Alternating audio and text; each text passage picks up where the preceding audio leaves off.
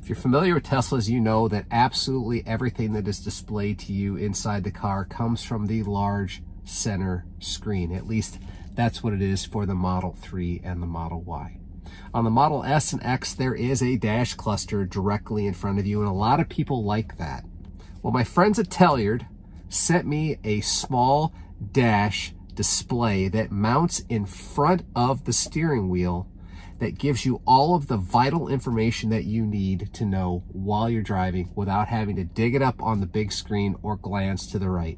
And more importantly, this small screen is nice and bright and easy to read, and it doesn't block the air vent like a lot of other third-party screens do.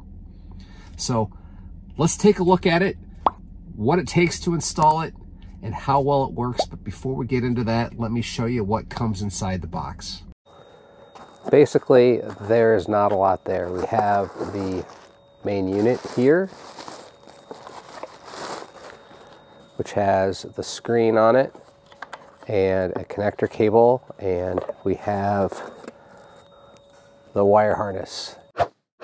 In order to get the screen installed, you have to connect this cable to your car, and in order to do that, you have to get inside this body panel down here on the passenger side. So let's go ahead and do that.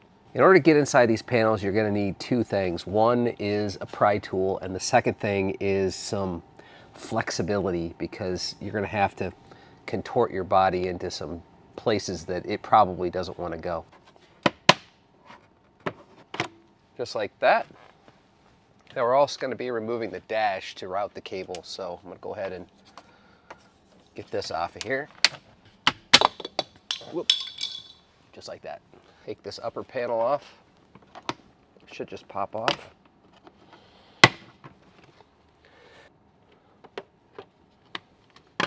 That should all just pop out like that. So once this is out, we're going to need to pull back this piece here. We're going to do that by taking off this little poppet thing, and from there we should be able to get to where we need to go. And I believe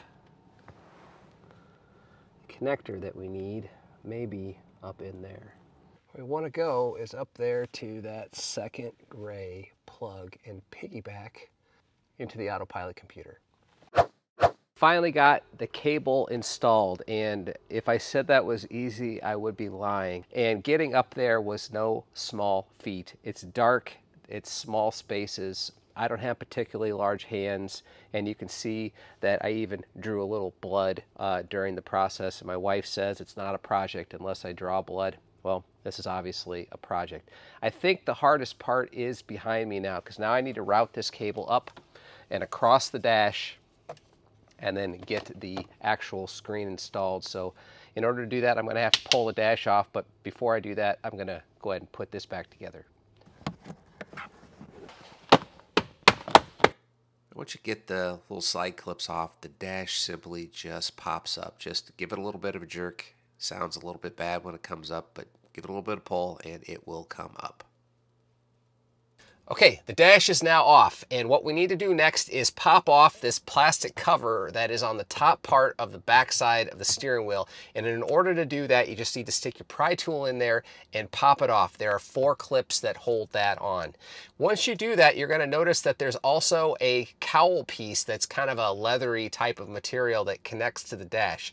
You're going to need to transfer that to the new screen section piece of plastic in order before you put that back on.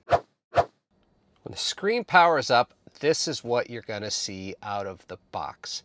You're going to see a nice bright screen right in front of the dash, and I will admit that when you are looking at it straight on from a driver's seat, the steering wheel doesn't impede it one bit whatsoever, and more importantly, it doesn't block any of the air that's coming out of the vents. It's nice and tight, and it displays a number of pieces of information. The first thing you'll notice is that out of the box, this is configured for a non-US setup. So my friends that live outside the US and are with the rest of the world using the metric system, you're pretty much ready to go.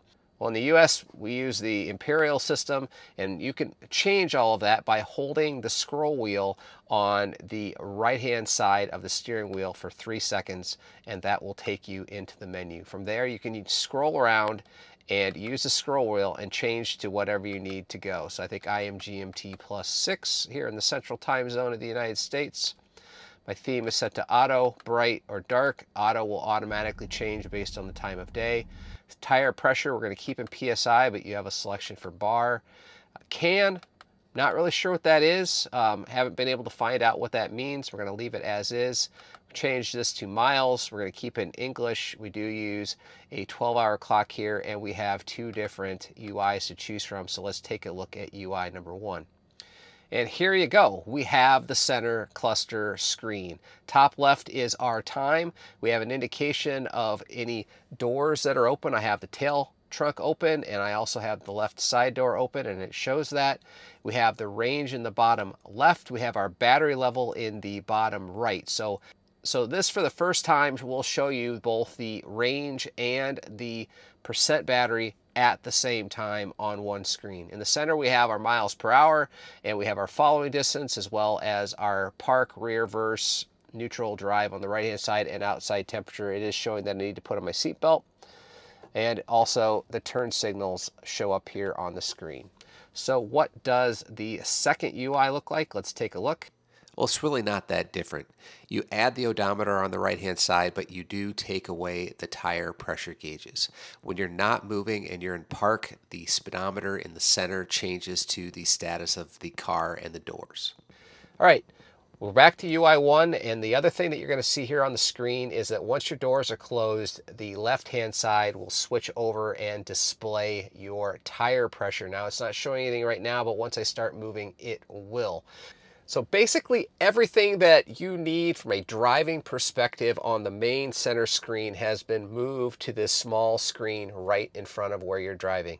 I do think it's probably safer to have that information there, and it's also nice if you're road tripping to keep an eye on all the things that matter to you when you're driving an EV.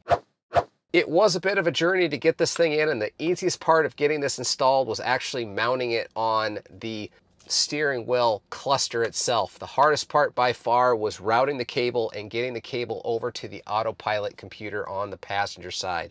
It is possible. It does require some tight spaces, some flexibility, which I really don't have anymore, and be careful, there are some sharp things because I did bleed a little bit during the process, so it is definitely a project in my book, but I think it's worth it. If you like this and you think it's right for you, follow the description below and pick up one of your own. Hopefully you enjoyed this video. If you did, I'd appreciate hitting that like button. And if you're new to the channel, hit that subscribe button because we have videos like this coming out all the time. So until the next video, safe driving.